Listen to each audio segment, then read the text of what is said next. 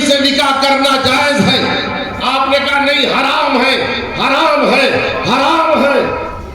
سر قلم کر دیا گیا حضرت یحییٰ کا، باہر پھینک دیا گیا۔ سر کو بھی دھڑ کو بھی میں واقعات میں نہیں جانا چاہتا، بتانا یہ چاہتا ہوں، توجہ چاہوں گا، اور بالخصوص بر صغیر کا مسلمان اپنی نگاہوں میں یہ بات رکھے۔ تاریخی طور پر ہر مدرسے کا عالم اس بات کو جانتا ہے۔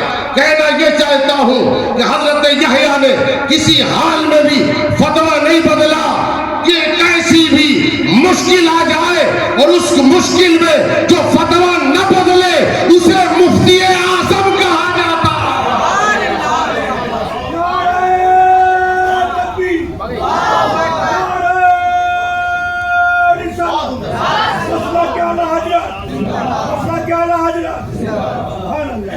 تو یاد رکھیے گا، مفتی اعظم وہی جو اپنا فتویٰ نہ بدلے۔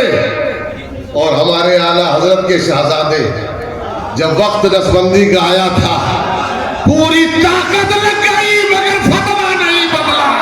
وہ کل بھی قائم تھا، آج بھی قائم ہے، اسی بنیاد پر مفتی بہت آئے مگر مفتی اعظم انہی کو کہا جاتا ہے۔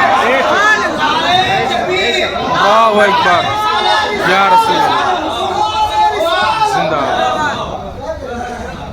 اور میں آپ کو بتاؤں، وہ حضور مفتی اعظم ہند رحمت اللہ تعالیٰ علیہ بہرائچ کی سرزمین پر مولانا مہتاب صاحب جب وہ تشریف لے آئے تو حضرت شمس العلماء نے، اس وقت کی جوانی کا عالم تھا، کسی مولانا کے تعلق سے کوئی فتویٰ یا کوئی بات صادر فرما دی تھی۔ وہ مفتی اعظم ہند رحمت اللہ علیہ کے مرید تھے، انہوں نے جا کے اپنی طرف سے کوئی بات کی۔ وہ مفتی اعظم تھے ابن رضا، انہوں نے کہا کہ نہیں، میں سید صاحب کے پاس خود جاؤں۔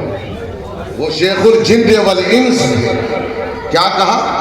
میں سید صاحب کو، تو والد صاحب بالکل جوانی کے عالم میں تھے بہرائچ میں، کہا میں سید صاحب کے پاس خود جاؤں گا۔ چھوٹی تکیہ میں مفتی اعظم ہند رحمت اللہ علیہ تشریف لائے۔ کہا سید صاحب یہ بتائیے کہ یہ جو مولانا یہ بات کہہ رہے ہیں کیا یہ صحیح؟ کہا نہیں حضرت، یہ باتیں ہیں۔ کہا بس آپ اپنی بات پر قائم رہیے، آپ اپنی بات پر قائم رہیے۔ یعنی مفتی اعظم نے بتایا مفتی وہی ہے کہ جب حق پر ہے اور یہ جان جائے کہ یہ بات حق ہے، گردن کٹ جائے مگر اپنے قلم سے فتویٰ نہ بدلے۔ اپنے قلم سے پھر وہ فتویٰ نہ بدلے۔ مفتی کا قلم سب سے زیادہ طاقتور قلم ہوتا ہے، سب سے زیادہ۔ مولانا حضرت علامہ و مولانا بہت بڑے عالم دین، حضرت علامہ مولانا قبر الزمان خان اعظمی صاحب میں والد صاحب سے مذاق کے انداز میں ساتھی تھے۔ یہ دونوں لوگ شرح جامی ایک ساتھ، بحث فعل شرح جامی کا جو سبق ہے ایک ساتھ اشرفیہ میں پڑھا تھا۔ دوسرا حیثیت سے انہوں نے مزاح میں کہا کہ مفتی کبھی جہاد پر نہیں جاتا۔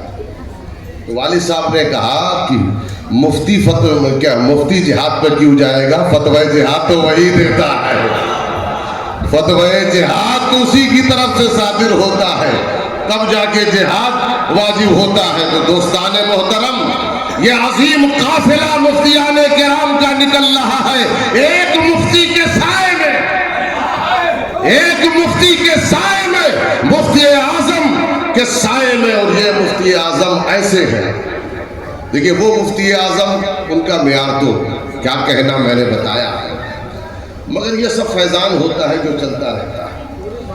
یہ مفتی اعظم برطانیہ تھے، اور مفتی اعظم برطانیہ اس بنیاد پر تھے، وہاں مسئلہ تھا چاند، اور یہاں پر مولانا ابوالوفا فصیحی غازی پوری رحمت اللہ تعالیٰ علیہ ایک بار چاند کے مسئلے میں اسی غازی پور میں آپ کے پاس آئے تھے۔ تو آنے کے بعد انہوں نے کہا کہ کچھ چیزیں ایسی تھی، گفتگو کرنے لگے تو حضرت نے فرمایا شمس العلماء نے کہ میں بالکل آپ کے سامنے کم عمر ہوں اور آپ بہت ضعیف ہیں، مگر شریعت ہوتی ہے، یہاں میں آپ کی بات نہیں سنوں گا، جو بات ہے جو مسئلہ ہے اسی پر قائم رہوں گا۔ اسی طرح برطانیہ میں بھی آج جو برطانیہ میں اہل سنت والجماعت، کل کے دنوں میں برطانیہ کے علماء ایسی ویسی شہادتوں پر اعلان کر دیا کرتے تھے رمضان کا، عید کا، مگر والد صاحب نے اکیلے رمضان ایک دن پہلے یہ بات اکیلے کیا، عید بھی اپنے لوگوں کے ساتھ اکیلے کیا۔ واحد مسجد مسجد رضا وہ اسی بنیاد پر مرکزی حیثیت رکھتی تھی کہ لوگ پوچھتے تھے، عوام پوچھتی تھی کہ بھائی شمس العلماء نے کیا کہا؟ کہا نے ابھی اعلان نہیں کیا ہے۔ لوگ اپنی مسجدیں چھوڑ کر جب اعلان شمس العلماء فرماتے تھے اسی حساب سے عید کرنے آتے تھے، اکیلے انہوں نے شریعت کا، کیونکہ برطانیہ میں مسئلہ یہ ہوتا ہے کہ وہاں پر رویت نہیں ہو پاتی، بدلی رہتی ہے، کلاؤڈی ویدر ہوتا ہے، سال بھر بارش یا برف ٹھنڈک رہتی ہے، تو اس بنیاد پر چاند کی رویت کا اختلاف ہوتا رہتا ہے۔